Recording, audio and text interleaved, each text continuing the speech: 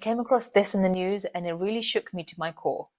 In this video, we're going to talk about what is pregnancy-associated osteoporosis, what causes it, if there's any solutions or anything you can prevent it, and why you need to take action now, whether you're having a baby, thinking of having a baby, or have had a baby recently. Hey guys, I'm Jia, your strength training specialist. I've got 12 years of experience and I love teaching you guys what to do with weights and what not to do with weights so that you don't make the same mistakes that I did, so that you see results and feel results, because that's what it's all about.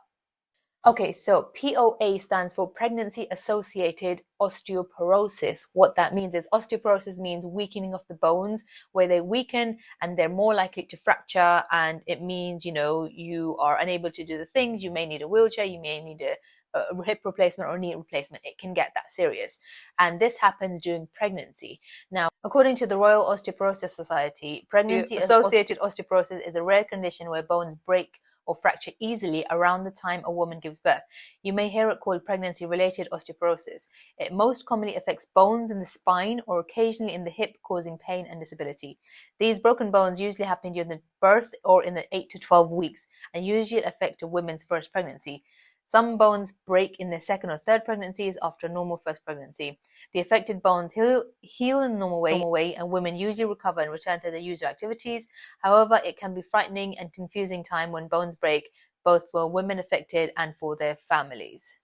So let's talk about what causes PAO. So they actually don't know what causes it, but if you think about it, if you don't exercise, you're already at a disadvantage, right? Like if you only do walking, you don't do any strength training, especially after the age of 30, women need to strength train just because we lose a lot of the calcium in our bones, right?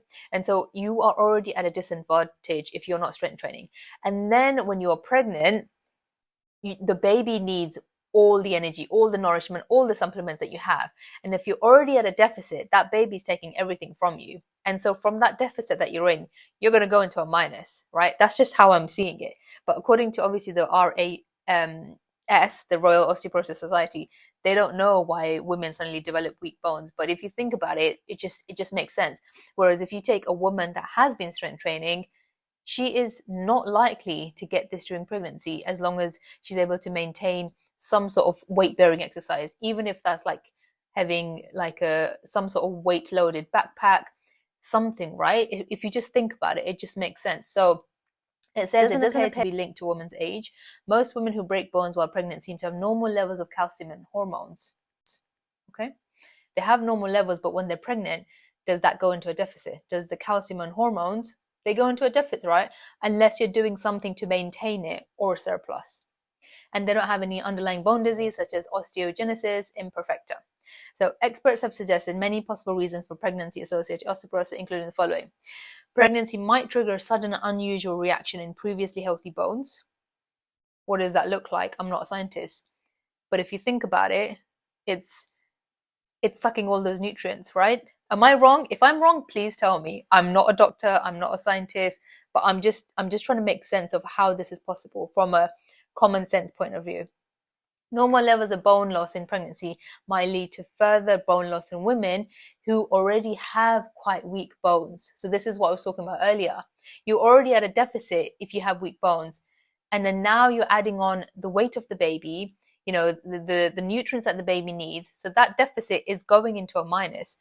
However, having low bone density before getting pregnant doesn't seem to lead to faster bone loss or broken bones during or after pregnancy. So there still needs to be lots of research done around this. But in my head, it just makes sense that if you're already at a deficit, you're at a disadvantage when you're pregnant and not weight bearing, because something like this can happen and it can lead to horrible consequences. Let's talk about what can you do about it. This scared the living daylight out of me, right? So I'm sure it's going to scare the living daylight out of you. Now, I'm firstly going to talk to the healthy pregnant women that have no medical conditions and there's a low risk pregnancy. There's nothing high risk, right?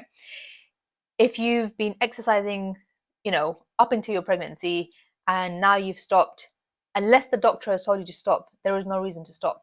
Reduce the intensity, reduce the frequency, reduce the weight, but carry on doing those weight training exercises.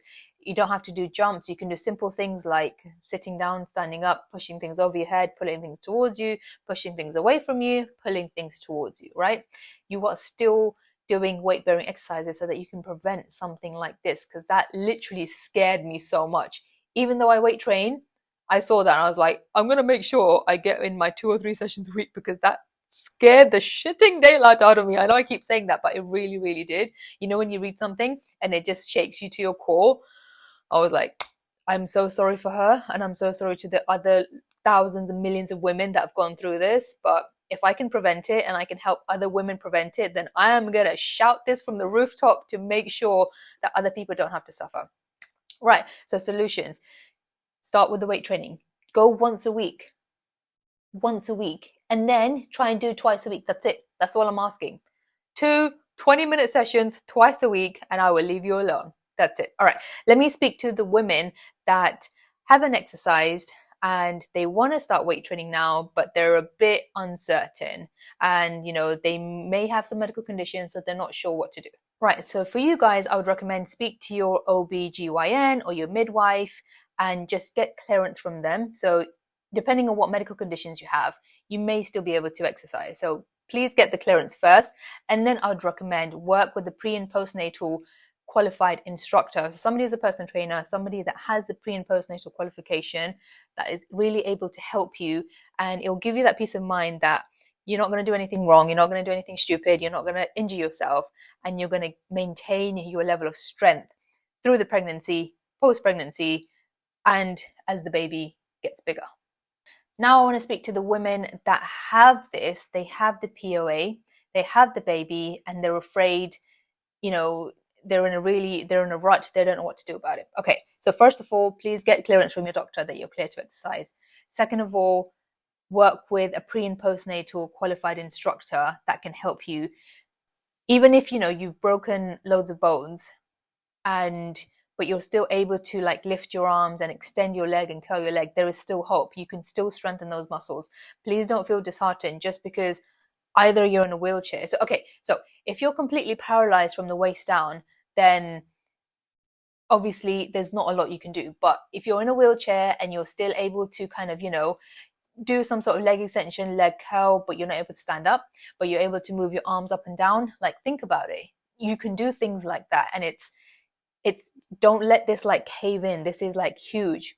You can do like 70% of the things to strengthen them, those bones, those muscles, those joints, so that maybe even in like a year you're able to stand up, and eventually you'll be able to run around with the kids and like lead a really good quality of life, and maybe even get back to normal. Like, it's never too late until it's late. Like, and then for the people that are, you know, paralyzed from the neck down, I'm really sorry. And I've had this idea in my head. It's just how my brain works. It's like, okay, so you're not able to use your limbs because of the paralysis, because of, you know, whatever condition. But what if it's assisted reps? So somebody is holding a dumbbell in your hand and they are helping you do those movements, right? So obviously you're not doing them because your brain doesn't have that connection, but it's assisted. So it's not the same, but there is still some, you know, neurons firing because that muscle is moving. And what would happen if you carried on doing that for months? You did that with the biceps, you know, somebody held something in, you know, with their arms, then they pushed it towards them and pushed it away from them. And what if somebody, you know, assisted you in extending your leg and bringing it back, and then maybe you put on like an ankle strap with a little bit of weight, and you do that. What will happen in a year or 2 years? Do you think the paralysis will go? Do you think it will improve? I don't know. I know for a lot of people, paralysis is like lifelong, right? That's it. Like, there's no going back from a spinal cord injury. And I get that. And I'm not trying to downplay how serious this is, but I'm just thinking in my brain, is that an avenue that we can research in science? Like, if somebody knows what I'm talking about, please do comment in the comments below, because I've been thinking about this a lot. So just a quick story. When I went to Pakistan, I had, I think, like a distant uncle, and he has 3 working limbs, and his left hand, like, the hand is like that, right? There's no, he has no control of the hand, right? I don't think he can even extend it. Like his hand is like that. And that just got me thinking, so, okay, he can't move that hand, but what if he uses right hand to help open up the fingers and close them? And when you do something new, it creates new neural pathways in the brain, right? We know that, right? You keep doing that, those neural pathways get stronger. And then what if he uses that good hand, working hand, to help extend that other hand and bring it back, right? What if he keeps doing it? What is going to happen? So I'm thinking like a scientist. I'm thinking this is an experiment. It's not going to do any damage. You're not doing anything crazy. You're not doing anything stupid. You're not doing anything unrealistic. You're just seeing how does this work, right? So that's where I got the idea. Like, if that's possible with somebody like that, is that going to be possible with somebody with paralysis? I know I've completely gone off on a tangent, but it just came to me and I had to blurt it out. So if somebody knows what I'm on about, please do comment below, because this is like, it's exciting. Can you imagine if we can help people that are paralyzed help walk again? There have been loads of people that have been paralyzed and are walking in from physical therapy, so there is something there. But obviously I understand spinal cord injuries are dead serious and sometimes they are for life. But if you can do everything possible to reverse some of that and improve your quality of life, then like, the world is your oyster and you can live a life on your terms,